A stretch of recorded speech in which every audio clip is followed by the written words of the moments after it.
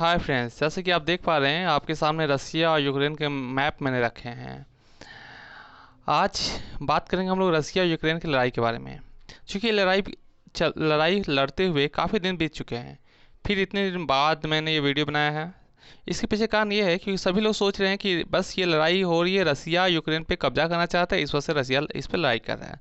जबकि बात ये नहीं है, इसके पीछे कारण कुछ और है। चूँकि यूक्रेन जो कि रसिया से ही अलग हुआ था 1991 में, जैसे आपको पता होगा शीत युद्ध समाप्त हुआ था 1991 में। उस समय रसिया के 15 टुकड़े हो गए थे, उनमें से यूक्रेन एक भी था। बाकी सभी आप नक्शे में देख पा रहे होंगे, छोटे छोटे देश होंगे, जैसे कजाकिस्तान हुआ, उज्बेकिस्तान हुआ, तुर्कमेनिस्तान हुआ, वैसे कि यूक्रेन भी था। क्रीमिया था जिस पर कि 2014 में रसिया ने कब्जा कर लिया है। अब बात करते हैं कि आखिर लड़ाई की अभी क्यों वजह हुई। 2014 में जब क्रीमिया पे रसिया ने कब्जा किया था, तो यूक्रेन पे आखिर कब्जा क्यों नहीं किया था। आज क्यों याद आ गई है रसिया को यूक्रेन की कि यूक्रेन पे कब्जा करना है। तो इसके पीछे कारण ये है कि यूक्रेन के जो अभी प्रेसिडेंट है जेलेंस्की जेलेंस्की जी ने विचार किया था कि वो ईयू में शामिल होंगे। ईयू कहने का मतलब यूरोपियन यूनियन। तो इससे भी रसिया को कोई प्रॉब्लम नहीं था कि वो ईयू में शामिल हो जाए, कोई दिक्कत नहीं है। परंतु उनसे उनका वहाँ से रहा नहीं गया। अब उसके बाद वो कह रहे हैं कि मैं नाटो में शामिल होऊंगा। जब उन्होंने कहा नाटो में शामिल होंगे तो रसिया को बहुत ज़्यादा दिक्कत हुई। अब सवाल आपके लिए पैदा होता है कि आखिर ये नाटो क्या है। तो नाटो कहते हैं नॉर्थ अटलांटिक ट्रीटी ऑर्गेनाइजेशन। ये है नाटो। नाटो में 30 देशों का एक संगठन है।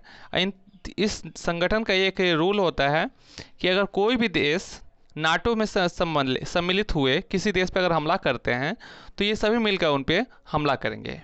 30 के 30 देश उस पर मिलकर हमला करेंगे। अब चूंकि यूक्रेन अगर नाटो में शामिल हो जाता है तो नाटो की सेना यहाँ पर आ सकती है, और नाटो में अमेरिका भी शामिल है, तो अमेरिका की सेना रसिया के बॉर्डर पे आकर खड़ी हो जाएगी। इससे कि रसिया को उनकी सीमा पे समस्या उत्पन्न हो सकती है। अब सवाल ये पैदा होता है कि आखिर अमेरिका को क्या प्रॉब्लम थी कि वो क्यों आना चाहता है रसिया के सीमा पर। तो इसके लिए हम लोग इतिहास के पन्नों में चलेंगे। तो थोड़ा हम लोग चलते हैं रसिया यूक्रेन से होते हुए दुनिया के दूसरे देश से हुए धीरे धीरे पहुंचते हैं हम लोग ये अमेरिका। जैसे आप लोग देख पा रहे होंगे संयुक्त राज्य अमेरिका है।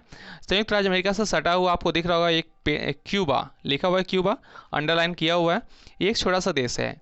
जब शीत युद्ध चल रहा था 1962 में सोवियत संघ ने क्यूबा में मिसाइल तैनात करे थे, जिससे कि अमेरिका वालों को 1 सप्ताह के बाद पता चला था। तो अब उस समय अमेरिका को इस बात से बहुत ज़्यादा दिक्कत हुई थी कि हमारे बॉर्डर के पास आकर रसिया ने मिसाइल तैनात कर दिया है। परंतु अब इसी बात का बदला लेने के लिए आज संयुक्त राज्य अमेरिका वापस चला आया है यूक्रेन की ओर कि बिना किसी समस्या के वो यूक्रेन को नाटो में शामिल कर लेगा, और उसके बाद अमेरिका की सेना रसिया के बॉर्डर पर आकर खड़ी हो जाएगी। और जिस प्रकार उस समय रसिया ने क्यूबा में जाकर अपना मिसाइल तैनात कर दिया था, उसी प्रकार अमेरिका भी यूक्रेन में आकर अपनी परमाणु मिसाइलें भी तैनात कर देगा, जिससे कि रसिया और संयुक्त राज्य अमेरिका के बीच अगर हालात ख़राब होते हैं तो दोनों में युद्ध की स्थिति उत्पन्न हो तो अमेरिका आसानी से रसिया के करीब पहुंच सके। नहीं तो क्या होगा कि रसिया और अमेरिका में चूंकि काफ़ी दूरी है, जैसे कि आप नक्शे में देख सकते हैं, रसिया देखिए यहाँ पर है, दुनिया का सबसे बड़ा देश है रसिया, और यूक्रेन अमेरिका यहाँ पर, तो दोनों में काफ़ी डिफरेंस है। इस वजह से अमेरिका ने यह चाल चला है कि हाँ, अगर यूक्रेन नाटो में शामिल हो जाता है तो अमेरिका इसके पास आ जाता है। अब आप लोगों में से कुछ लोग जो जानकार होंगे वो लोग कहें कि रसिया का एक सिरा, जो कि आप देख पा रहे हैं कि नक्शे का यहाँ पे रसिया ख़त्म होता है, ऐसे ही अगर नक्शे को हम लोग चूँकि ग्लोब में नहीं नक्शा देख रहे हैं तो यहाँ देखिए रसिया इधर भी आता है, और उसी रसिया में वहाँ पर देख रहे हैं साइड में लिखा हुआ है रूस, उसके पास तो अमेरिका है। अलास्का, जो अलास्का देख रहे हैं वो भी रसिया का ही भाग था, जिसे कि उसने अमेरिका को बेच दिया बहुत ही सस्ते दामों में।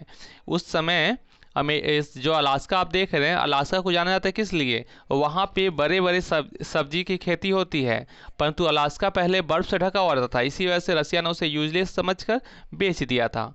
परंतु अभी वो यूजफुल हो चुका है।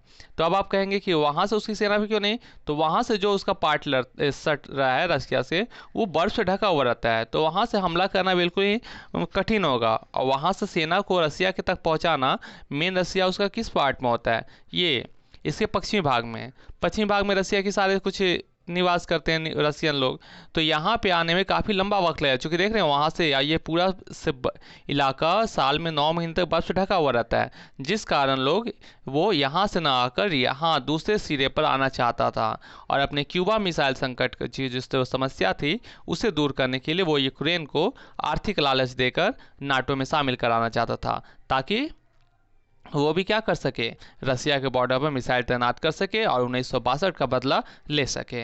परंतु व्लादिमीर पुतिन, जो कि एक बेहतर राजनीतिज्ञ हैं और राजनीतिक नेता हैं, वो कदापि नहीं चाहते कि 1962 की घटना रसिया के साथ भी हो। इसी वजह से उन्होंने पहले ही यूक्रेन पर हमला कर उसे अपने में खुद में शामिल कर लेना चाहते हैं, परंतु यूक्रेन आत्मसमर्पण करने को तैयार है ही नहीं।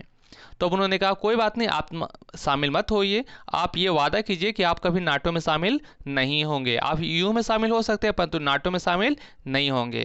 अब देखिए लड़ाई कहाँ तक जाती है। वो तो मानने को तैयार है कि हाँ हम नाटो में शामिल नहीं होंगे, परंतु व्लादिमीर पुतिन इस बार लगता है कि मन बना ही चुके हैं कि नहीं, नक्शा से यूक्रेन को वापस खत्म कर दिएगा। और जिस प्रकार 2014 में क्रीमिया पर रूस ने कब्जा कर लिया था, उसी प्रकार यूक्रेन पर भी रसिया कब्जा कर लेगा और यूक्रेन नाम का इस भारत दुनिया के नक्शे से पूरा यूक्रेन ख़त्म हो जाएगा।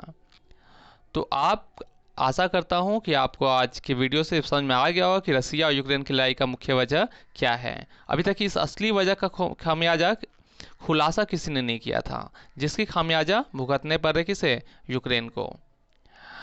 आशा करता हूँ आपको आज के टॉपिक पसंद आए होंगे। अगर आपको आज का टॉपिक पसंद आया है तो चैनल को सब्सक्राइब करें, लाइक करें और शेयर करें। धन्यवाद।